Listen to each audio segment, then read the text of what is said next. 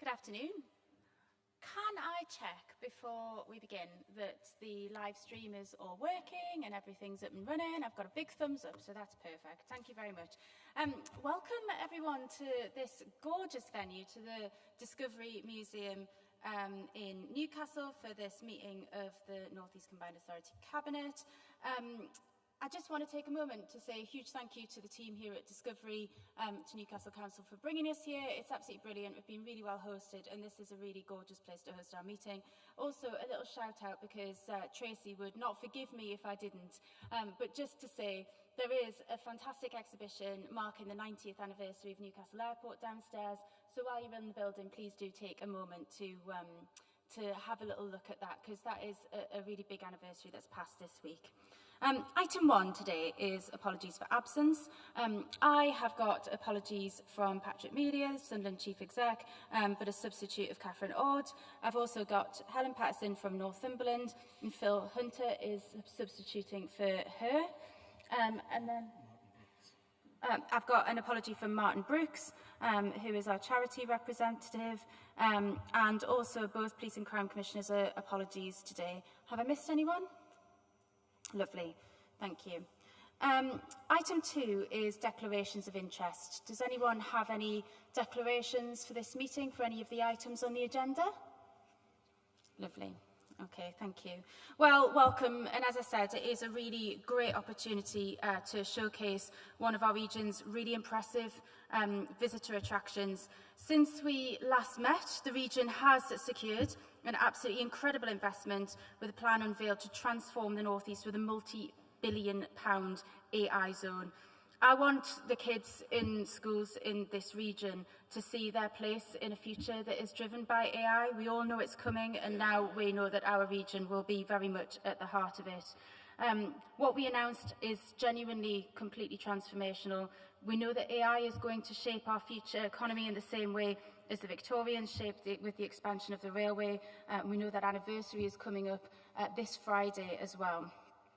We know that AI can be transformative, but our job now is to make sure that it also provides a future for young people in this region by working with business to create training and apprenticeship routes into this fast and very quickly growing sector. As you'll see from the agenda today, we are not prepared to rest in our missions. We know that we've got an awful lot more to do to keep the North East thriving. Since we last met on our path to a better North East, it's become a little bit clearer with the publication of Government's Devolution Bill, which is a really big moment for us as a region. There's a lot of somewhat techie changes to the bill that might not sound very impressive, but will really speed up our ability as a region to deliver on behalf of our residents, which is, of course, the most important thing. And one of those big changes will be the right to request, which basically hands mayors the right enshrined in legislation to push for more powers to be taken out of London and handed back to the regions where it belongs. And with that in mind, myself and other mayors have met with cabinet ministers and treasury officials to make clear what our asks are. We're all keen to introduce a tourism levy so hotel visitors can pay towards improving the region. If you travel to most destinations anywhere in the world, you'll notice this tiny little bit extra on your bill, or you probably won't even notice it. And you may well benefit from the culture and the things around the places that you visit that it funds. In the North East, a tourism levy would directly fund major new events that build on our region's pride and create a safeguard for North East jobs. That means more growth in our hotels, giving real work to people in the foundations of our economy. And it means more of those real North East moments like, for example, the Lumiere in Durham, that are far too rare in our region now. It means more of what we saw in Sunderland with the opening match of the Women's Rugby World Cup, which for anyone who's been following it has been absolutely nail-biting and, you know, come on England, we're nearly there. And it means global recognition and global visitors paid for by visitors. This is partly just good economic sense. Why should the North East not have access to the same funding, for example, as Northern Spain? But there's also sense in what we have to bring in tourism, in the fact that we have to bring a tourism levy, because I think we're just being let down too often elsewhere. My office got an invite to visit Britain's annual review this year themed around regional growth. Incredibly, this Quango, which runs tourism in Britain, is holding this event in London. because to them, London is really all that matters. There is clear evidence of market failure in how we sell Britain to tourists. Visit Britain struggle to see beyond London, and Paddington Bear and vastly undersell the north is just evident. Visitor numbers are down across North East England and up in the south, and it's not hard to see that that's a result of London bias in the promotion of Britain. I think that model of officials in London being handed our tax money and the rest of us just for the rest of us to just be told what's acceptable is just over. And frankly, in the coming months, we'll be doing a lot more to set out how the North East should promote itself to the world, to bring more people here and grow jobs as a direct result. Look, we've got a really packed agenda today. I don't want to take up any more time in the intro except to say that the focus of this Cabinet remains, as ever, real delivery for the people of the North East. We've built together a great reputation for putting aside our differences and focusing on the region, and it's really, really good to see that continuing in the Cabinet meeting that we've got today. Henry, do you want to add anything? Not yet. Any comments from anyone around the table? Yes. Oh, yes, Glenn?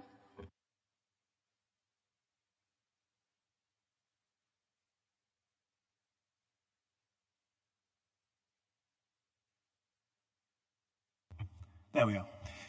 Thank you. I just wanted to simply note what you said about the AI growth zone and to mark the relationship that we have all begun and are working on and have enjoyed so far within the North East Combined Authority. Northumberland, I think, has played its part, and we're very proud of the development that has taken place in our county, but of course the benefits spread far, far beyond our border. And so I'm really pleased that we are going to work together. I hope the AI growth zone will bring benefits. Look forward to hearing what is said from government. But I think it's absolutely important to mark my gratitude for the help that we've had through NECA over the period, and look forward to an exciting time going forward. Absolutely, thank you. It has definitely been a real joint effort, and with that, Karen, I know you'll want to come in as well. Thank you. Oh, no. Hello, yes, I'm on. Thank you. Yes, just to echo the comments of Councillor Sanderson, it's really exciting news about the AI growth zone, and certainly the investment into North Tyneside. Really excited to see how that kind of develops, and we see those real jobs on the ground and real opportunities, particularly for our young people. It's a growth area, it's really exciting, and it feels really fantastic to be part of it. So thank you to everybody involved in bringing that home to our region here in the North East. Thank you. Thank you very much. Okay. Keep it on. So it's on to item 4, which is the minutes. Can I just ask everyone to confirm that we're happy that the minutes are an accurate record of the last meeting? Perfect. Excellent. Item 5 is the local transport plan. So we're now on to the next item, which is delivering the local transport plan. As always, we've got a very substantial transport item coming up that shows just how we're delivering for people right across the region. We all know that transport is absolutely vital to the region's success, but let's be honest, sometimes it just isn't good enough, and for far too long, the bus operators have been putting profit before people. We are already working hard to get those buses back under public control as quickly as we can to make passengers a priority. And that will take time, it will. And so what we're doing in the meantime is working to make the service as best we possibly can, which is why we're extending the £1 ticket for youngsters under 22, as well as the £2.50 cap. That's 50p cheaper than the national cap. And we're making sure that we can keep our ticket prices as affordable as possible. But that's not all on transport. It is a big month. We're also stepping in and investing £10.9 million to make sure that the Northumberland Park station gets finished on the Northumberland line.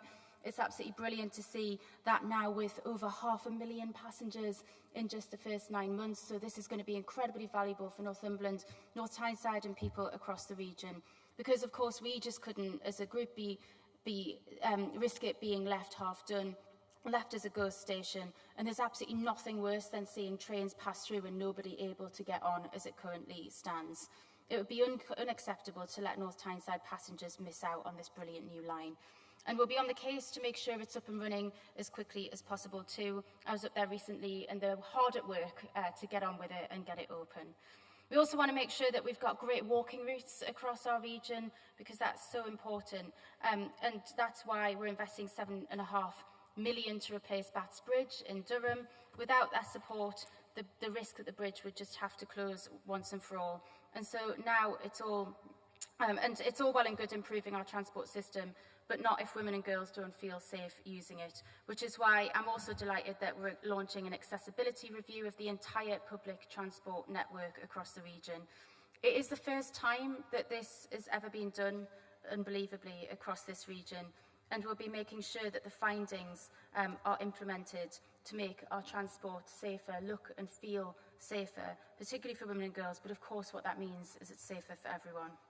And this is all really positive, but I always want us to be looking to the future and how we can keep working to make sure our transport is truly world-class, which is what the people of our region really deserve. And it is becoming clear, ever more clear, something that we've all known for a long time, that sorting the congestion issues at the Moor Farm roundabout has to be made a government priority. It's a source of constant misery for commuters who graft all day, then have to sit in ridiculously long queues just to get home. And businesses say the delays are really impacting them as well. It's increasingly the missing link in North East transport infrastructure, which is why I've been working hard with colleagues across the area to lobby Westminster to get it sorted as quickly as possible. And we are moving at pace in the region. We really, really are, and I'm really proud of that. Ministers have to do the same, otherwise all we'll find is that we're being held back. So let's get on with what we're here today and sign off more vital transport investment. And if it's okay, I'll hand over to you, Martin, to take us through the substantive. Very briefly, I'm pleased to present this report, which seeks Cabinet approval to take forward a number of transport projects across the North East. Every project delivers or supports the delivery of the Mayor's local transport plan, which is, of course, to create a greener, more integrated transport network that works for all. The report sets out proposals to utilise some of the funding we've secured through the City Region Sustainable Transport Fund and also the Consolidated Active Travel Fund. It also utilises resources from the Combined Authority from our reserves to deliver projects that will transform the region's transport network. Some of these members will already be aware of, and I'll only go through them very briefly to highlight the main recommendations. If I miss anything, my apologies, that are within the report, and if you want to ask any questions of detail, by all means. First and foremost, the proposition is that about Northumberland Park Station. The Cabinet is asked to grant approval to allocate £10.9 million of CRSTS funding for completion of the Northumberland Park interchange. This will, the link will allow seamless travel between metro and buses and enable North Tyneside residents to access the national rail network and help them deliver our commitment to an integrated transport network. Members are aware of this, but I think it's worth noting that this has been facilitated, this investment, because we've moved 2 regional bus improvement schemes which totalled £15.6 million from the CRSTS programme to the bus service improvement capital plan. This reallocation has a dual benefit of alleviating our underspend on the BSIP capital programme whilst releasing CRSTS funding for the Northumberland Park project. We've gone through that at previous meetings, but I'm just asking members to note it. Second most significant point I would highlight within the report today is the transport investment within County Durham. The paper is seeking approval to allocate £23 million of the North East Combined Authorities CRSTS funding to County Durham to support active travel, bus priority measures across the county, as well as assisting in the development of an even larger future scheme to enable housing and jobs growth. And just for, again, to note for members, it's important to note that this is not Durham's CRSTS funding. This is, which is separate and allocated to County Durham, because of the way in which devolution developed in the region. This is the North East Combined Authority funding to support County Durham across the county. Okay. Could I also ask members to note the work that's going on in terms of extended active travel network? The paper sets out proposals to invest a further £5.5 million from the Consolidated Active Travel Fund in high quality walking, wheeling, I think that's cycling in my language, across the region, ranging from a link to, for example, Corbridge Railway Station in the west, to school neighbourhood improvements across the whole of Tyneside. You've already mentioned, Mayor McGuinness, the work that we're doing in terms of safer and more accessible travel, funding work to ensure that particularly, all residents are safe travelling on public transport, but to particularly improve safety for women and girls. Last point I'd highlight, which you have already absolutely quite rightly highlighted, is the affordable bus fares. The range of Mayor's fares, as I call them, have had a huge success with the public, and the proposal is that we extend those until March the 31st, 2026. And I think that I'd further would highlight there's a section in there about EV, electric vehicle charging infrastructure, and I think there's the proposition is to fund 47 new public charging sites across Gateshead and North Tyneside. And I have been speaking to officers who've been reporting to me, but I don't want to sort of prejudice procurement processes, but this will be reported to future meetings. But the actions that were taken through the procurement framework, is looking as though it's likely to deliver up to 10 times more electric charging sites and electric charging points than we originally envisaged through the really proactive work of our officers through the procurement process. Now, I hope I haven't breached any procurement process rules by highlighting that to you, but that'll be coming back in a future report. With that, I'd like to recommend the recommendations. Lovely. Thank you very much, Martin. Much appreciated. And that would be a really outstanding result. There's an awful lot to shout about in this report. Now, I'm absolutely determined that as a modern cabinet, we stick on first name terms. But of course, I've got two Karens, haven't I? So, Newcastle Karen, you're first, please. Happy to be known as Newcastle Karen. Thank you for this, and thank you, Martin, for the report. I just want to reiterate a couple of things that Martin said, really. I really welcome the projects outlined in the report, particularly the extension of the, well, I was going to say the £1 single bus fares for under 21s, but Mayor's fares sounds brilliant. I particularly like that. I think we use that from now on. And I also really welcome the regional study into women and girls' safety, because they're both really concrete examples of how we're ensuring the regional's public transport network remains safe and accessible for all of our residents, now and in the future. And we know that accessible and affordable public transport is vital infrastructure for our economic growth. It's a real enabler for residents in Newcastle, but across the North East. So this is really important work. The expansion of the EV charging, again, really welcomed, makes it easier for our residents to make greener transport choices, improve air quality, reduce emissions. There's nothing negative to say about this report. I really welcome it. Thank you.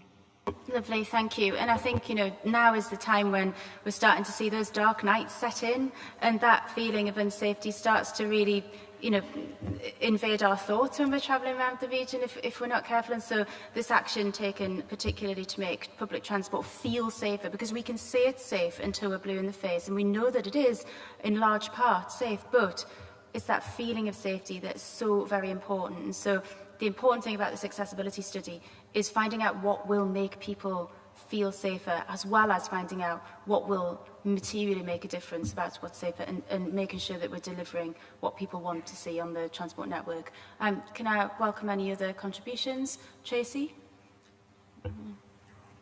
Yeah, thanks, Kim. And just following on from Newcastle, Karen, when she's just mentioned there about the pound single fares, I mean, from a South Tyneside's perspective, that's going to give 28,000 young people the opportunity to travel, to access education and skills. So across the whole of the region, that is a phenomenal amount of young people who's going to have that opportunity and benefit from that pound single fare. And when you talk about the Mayor's fares, I just have to mention that included the free travel over the summer holidays, and that will have had a huge impact and make a huge difference for people across the whole of the region, and I absolutely strongly support the continuation of that scheme. So thank you so much. And just finally, Kim, we know the pressures on our residents with regard to inflation, food and energy costs and what have you. So I absolutely strongly welcome the continued support from this combined authority for the residents of this region to help them with the cost of public transport. So that's just a couple of comments there, Kim. Thank you. Thank you very much. Completely agree. Karen from North Tyneside. Thank you. I also totally welcome the report. Thank you, Martin, for the presentation and all of the projects detailed within it, because not only will the support delivery of the Mayor's Manifesto pledges and the local transport plan, but of course they're bringing huge benefits for residents across the whole of the North East region, including significant benefits for the residents of North Tyneside. And I don't want to go through all the recommendations. I think most of them in some way bring direct and specific benefits to residents in my borough. But certainly the 10.9 million investment of City Region Sustainable Transport Settlement capital funding to Northumberland Council for the Northumberland Park Interchange Scheme, which is outlined in 2.1 of the report. The new station will facilitate the interchange between the Northumberland line and the metro and bus services. The main exciting and most exciting thing maybe for North Tyneside residents is it will enable North Tyneside residents to directly access the National Rail network for the first time. And I know that's been an issue for people in North Tyneside. So it's absolutely incredible, fantastic news, and we look forward to that development getting underway. Other things are really incredible as well, and I do want to say fully supportive. It's amazing that we're extending the Mayor's fares. I won't repeat what other people have said. And again, I think commissioning the accessibility review and the study into safety issues for women and girls travelling on our transport system is so vitally important. And I really look forward to seeing the outcomes and then the interventions that will follow and flow from that work. The extension of the EV charging infrastructure in Gateshead and North Tyneside with the 47 new electric vehicle charge points, again, will not only benefit the residents of our region, but it will benefit visitors to the region too. It will help tackle the climate emergency and of course support health improvements with cleaner air quality. So I would just like to say I'm really happy to obviously agree the recommendations and approve them. And I think it's just fantastic news for the region contained in this report. Thank you. Thank you very much. Can I invite Glenn to come in? Thank you very much. I just wanted to touch on two things. First of all, to say thank you for mentioning the Moor Farm roundabout, and I'm sure the hundreds of people stuck in their cars or vans in the next hour or so will be very grateful that it's on the agenda for work, because it really needs it. And that way we'll open up growth and help that huge potential that's in the southeast of Northumberland and also across its border. So it's really important. So thank you for mentioning that. I just also want to touch on the Northumberland line. This was a line that has taken a lot of ambition and commitment, but also quite a tough skin. Our friendly local press have often raised the point that there might be a small delay, or somebody says, we've been forgotten, our station will never be open. But despite that negativity, it is a very, very positive story. It's a very positive demonstration of people working together, and I'm grateful to everybody who's worked on that. It saved hundreds and hundreds of car journeys every day, saved masses of CO2, and is almost becoming too successful. Certainly when there is a Newcastle home game, the trains are full. Not quite the same in Sunderland games, but certainly for Newcastle games, absolutely full to the brim. And that is causing us a bit of a problem, and we need more carriages. We also want to extend the line, and I look to you for your help with this, over the coming years to Newbiggin and beyond. So it's a victim, in a way, of what was a great idea that's taken courage, commitment by lots of people to deliver. And I hope very much that we will continue to build on the success that we've had. Who knows, we may hit 1 million passengers in the next few months, and that will be a tremendous achievement. And so thank you to everybody that's been involved. Thank you. Any other questions or contributions? Do you know what? A new train line being too successful is a problem that I will take, and I'm sure you will as well, Glenn. And I think now for us, you know, the thought of expanding further, it's exactly the sort of thing that we want to be doing. It's been a really good news story, and I don't think it will be long before we're celebrating the 1 millionth passenger, but making sure those stations are complete and up and running is a huge part of completing this job, and the fact we're working together across the region to do that is so important. Thank you to colleagues for your contributions there. One thing I do just want to mention, that £1 fare, we've had now over 35 million young people use that. 20% increase in young people using our using our buses because of that fare. That is really huge. It's a real positive for the region, and I'm so glad that we can all support it continuing. Can I ask whether we're happy to support all the recommendations in this report? Lovely. Thank you very much. On to item 6, which I find really exciting. It's the regeneration and development of the central areas of Newcastle and Gateshead. And honestly, this is a report that really sums up how we want to match delivery with our ambitions. It shows that we want to start to transform the North East physically, that what we're announcing here is the start of what I think will be one of the boldest mayoral development projects in the country, in partnership with local authorities, and it's the start of a model that we want to start to roll out right across our region as well. Look, we know that people want to see progress in this region. They are proud of their hometown, and they rightly have very high expectations of how our town and city centres should look. What we're announcing today is the structure that helps to steer us towards a new era, starting with the centre of Newcastle and Gateshead. There's an awful lot of hard work gone in here, and the plan for a mayoral development zone means that we can build on that hard work that's already gone into preparing for growth. I'm really aware that introducing this paper that the public don't want to see partnership structures and collaboration boards. They want to see jobs, and they want to see high streets, and they want to see new places to visit. And that's what we'll create with the groundwork that we're laying out here today.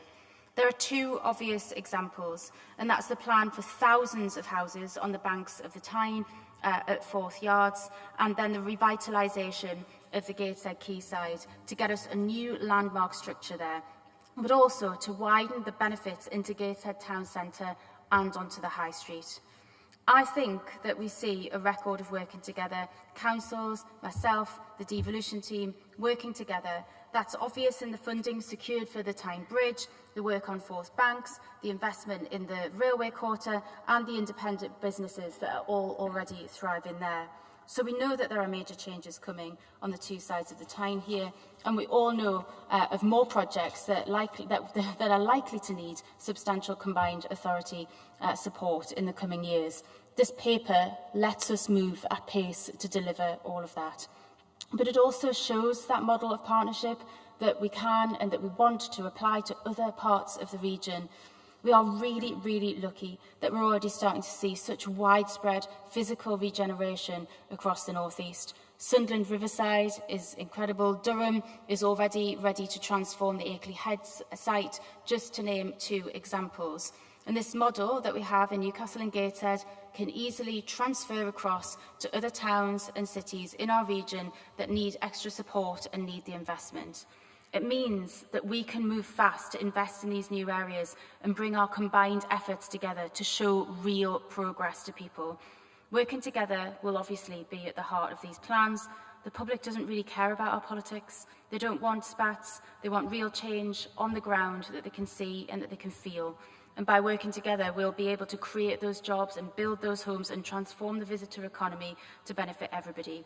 And some of these projects will take years to finish, and that's more reason why we at this Cabinet, I think, are fully committed to working together across those boundaries to move fast and to create those jobs. And so that's what this is all about today. I'm going to hand over to Henry to take us through the substantive report, if that's okay. Chair, thank you. As you've said, Chair, a really significant paper and a significant amount of collaboration that's gone into creating it. So I'd like to put on record thanks to colleagues in the Combined Authority team across Newcastle Gateshead and also the wider regional teams, because these things are better when we do them together. I think that's really, really clear.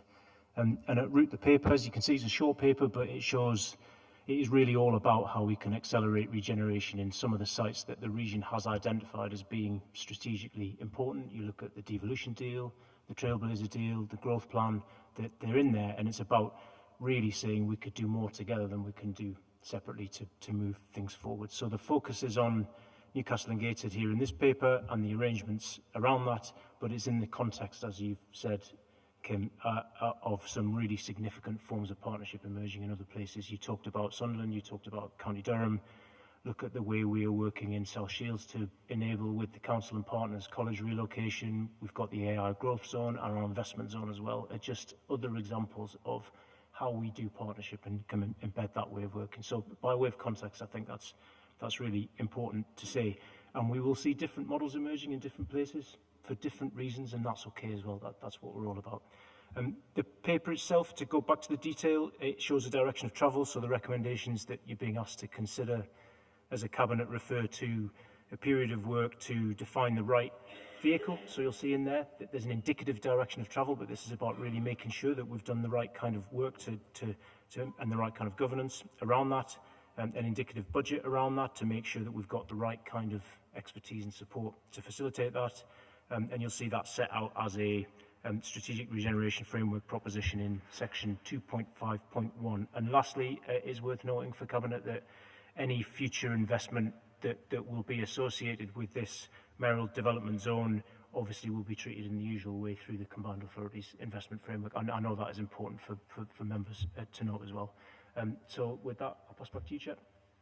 Thank you very much. That's helpful. Can I come to Newcastle Karen first of all, please? I'm enjoying this, actually. Newcastle Karen.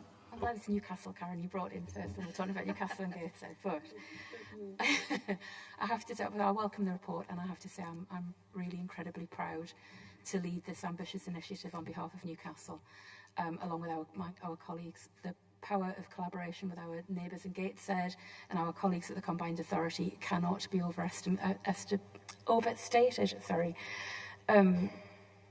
This is about new jobs, homes, businesses, and we want to attract those. That's our goal here, with lasting benefits across our local authority borders and with joined-up leadership across our organisations. We've brought city-changing investment into the Forth Yards Brownfield site, and this strategy and the options it identifies will build on our learning and our successes to drive regeneration that takes our region forward, showing investors and government and our residents the wealth of opportunity that we can deliver for the whole of the North East, and I really welcome this. Thank you. Brilliant, thank you. Can I bring Martin in, please? Can I be called Gateshead Martin? Gateshead Gannon. Gateshead Gannon. Man, I get called a lot of worse things than that, mind. Okay. Two hats. One, leader of Gateshead Council, absolutely brilliant, absolutely delighted. Gateshead and Newcastle councils working together. We are one place, effectively, with a river running through the centre. And what happens in Gateshead affects Newcastle, and what happens the other way around affects the other way around.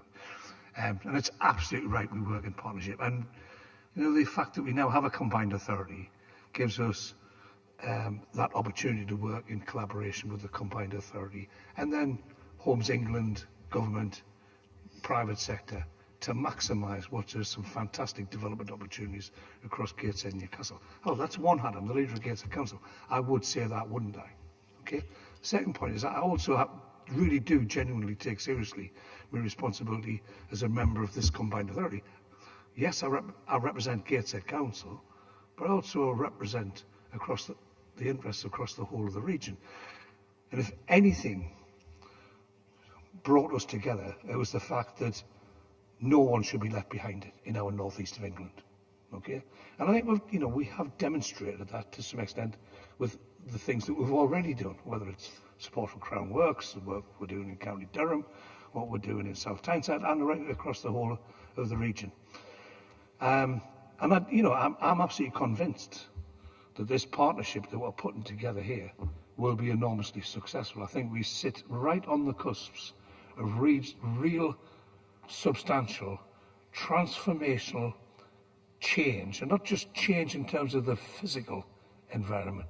I mean in terms of the economic and social well-being of the people across the region. I think we're right on the cusps of that, and you can see it already happening. Okay, and forming this partnership will bring in and lever in additional resources, and particularly to the private sector, which will just further bring that process forward. We as a combined authority, or whoever's here next year as members of the combined authority, I think need to take that challenge really seriously forward though, and maintain it, that this isn't just about Gateshead, it isn't just about Newcastle, it isn't about Sunderland or Durham or North Tyneside. All of us have a responsibility to ensure that every part of this region benefits. And as we drive this forward, that's what we will be focusing upon, to make sure that the benefits of this aren't just solely to a section of the population or to a section of the geography of the region, but across the whole of the region.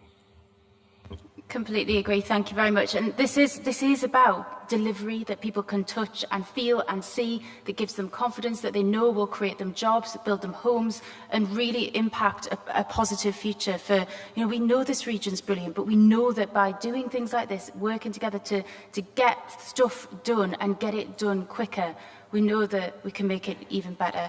Andrew, I know you want to come in. Thank you, Chair. Yeah, just to kind of, for people outside of Durham City really might not, appreciate what Akeley Heads actually is. So it was just to kind of, to take the opportunity really to highlight, and I suppose remind us of like the unique, you talk about generational change, the opportunity we've got to redevelop Akeley Heads, which is of course the current location of our county hall. I mean, anyone coming in the train into Durham City, you'll see the cathedral, you see the castle, and you've got this prime site surrounded by mature trees and a waterside, and you can imagine like I said, it's a generational opportunity, and it is a JV with Partner Muse and Durham University as well. So it's connecting, well, potentially it's giving businesses access to the talent, to research, to networks surrounded by, again, high quality infrastructure, in a community feel, walking distance from the train station, more importantly. So yeah, I mean, happy to support the proposal, and specifically how this innovative approach supports Durham County Council, not to be overlooked. Brilliant, thank you. Can I bring you in, Tracy, please? Yes, thanks very much, Kim. I think what we need to highlight here, this is very much a collaborative approach, obviously with the local authorities and with Mayor McGuinness as a combined authority. I mean, this gives us fantastic opportunities for us as a region, and for me, the sites named in the report actually provides a huge opportunity that will benefit the whole of this region, be it housing, be it employment, be it business. So there's so many opportunities for this initiative, but it also gives us a lever into government from the North East Combined point of view, and I think it's how we grasp all of this, run with it together with government in delivering for this initiative. I just think it's absolutely brilliant, but very much a collaborative approach with this whole thing. Kim, just a comment. Yeah, I think that's absolutely right. And this is, make no mistake, this is about levering in more money and more investment so we can make more things happen. John. Thanks, Kim. I would just really echo what you and the leaders have already said. This is a big and important opportunity for the whole of the region. We know that business leaders and investors don't see lines on a map. They're drawn to opportunity, and that's what we're talking about today. This is a huge opportunity for the whole of the region. I think what's good for one part has to be good for all, so businesses, business leaders will really welcome the sense of collaboration that we've heard today, the messages of collaboration all around the table. And I think we, as a business community, our other anchor institutions, investors, are ready to just work shoulder to shoulder with you to make this happen and to drive forward the opportunity that this brings. It's brilliant news. Much appreciated. Thank you, Glenn. So we've heard from Newcastle, we've heard from Gateshead, as you would expect, and I think it's important that Northumberland throws its weight behind this as well, simply because it's important that Newcastle and Gateshead are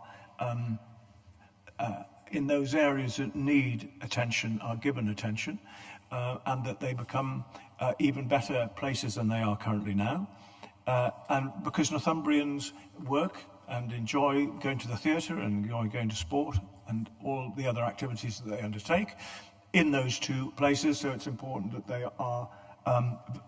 they are agreed, that this new proposal is agreed. I think that I noted on the key risks, and I think it's very sensible to say this, that we must make sure that people are sufficiently spoken to, community organisations, and the needs of current and future residents and visitors to the region. So I'm glad that that has been taken note of, and with those safeguards, I think it's really important to press ahead with this. So I think it's great, and I support it. Brilliant. And do you know what? Those last two comments, it's so important. Neither our residents nor visitors to this region see the lines on the map. They just don't.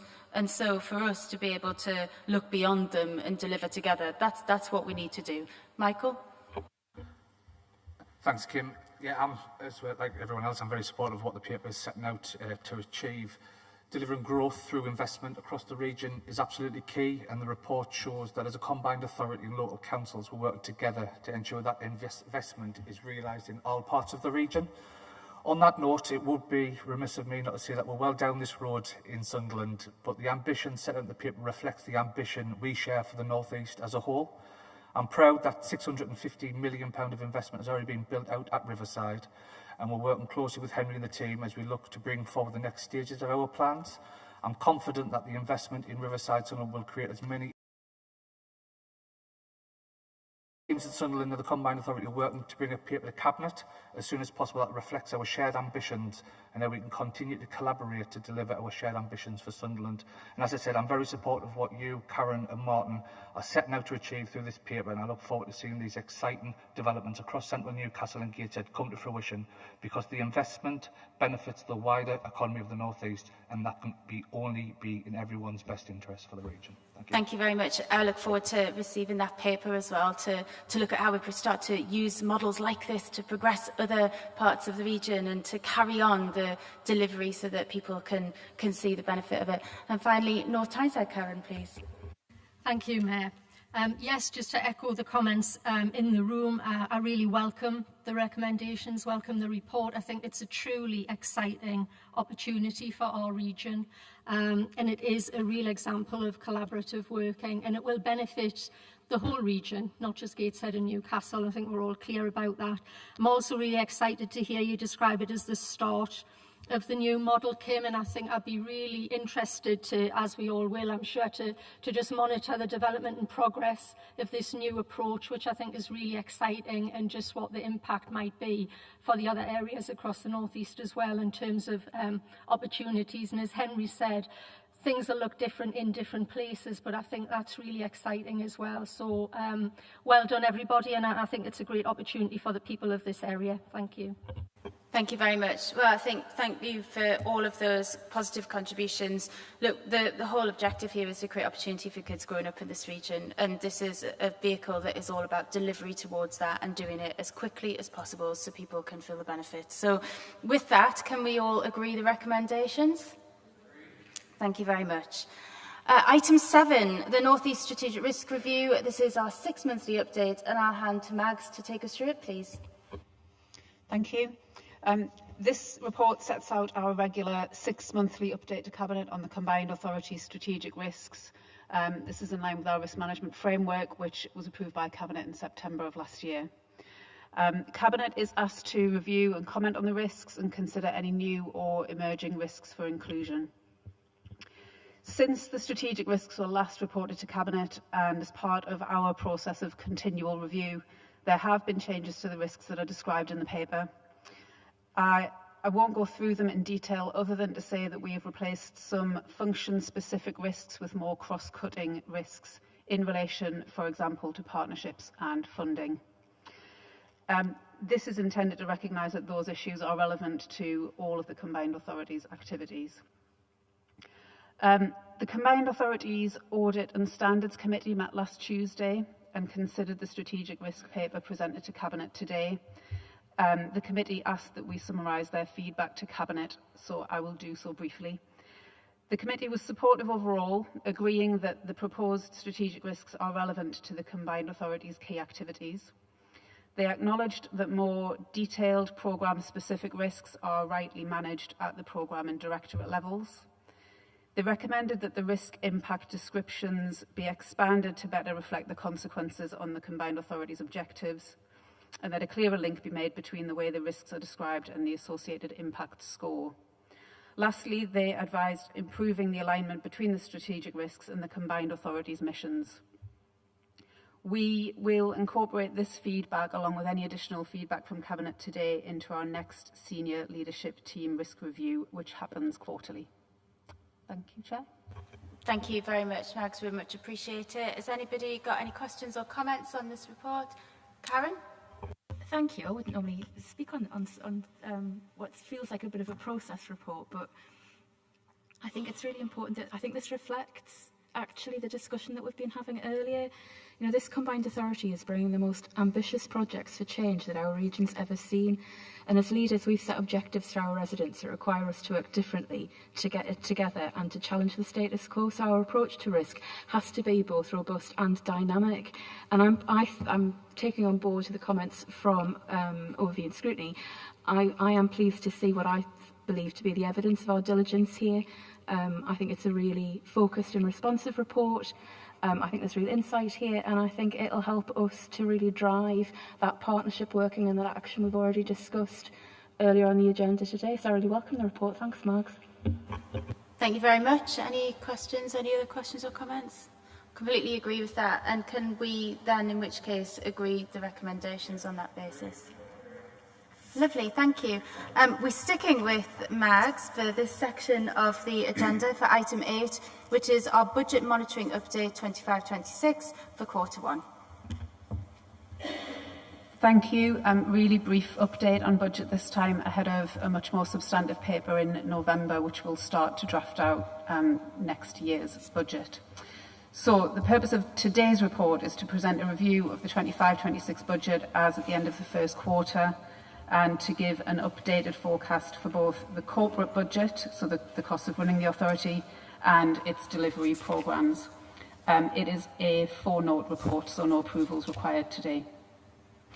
The forecast against our corporate costs is largely in line with budget, other than a reforecast of interest income to reflect higher than expected income on cash balances. Delivery programme expenditure is now forecast at 258 million, both for capital and the same for revenue. Our revenue programme expenditure is in line with the original budget approved by Cabinet, while the capital programme forecast has been reduced by 66 million compared to that budget to reflect reductions in both the bus service improvement plan capital spend and City Region sustainable transport projects, reflecting the expectation that many of those schemes will now commence delivery in the 26-27 financial year. We are working with scheme owners, primarily local authorities, to expedite delivery where possible and where necessary to reprofile the future years to ensure that the resource remains in the region. The local transport plan report on today's agenda sets out some of the ways in which we are engaging with the Department for Transport on deliverability and funding. The programme for 26-27 will be presented as part of the draft budget paper at November's Cabinet, with engagement with local authority colleagues and leaders in advance of that. Thank you.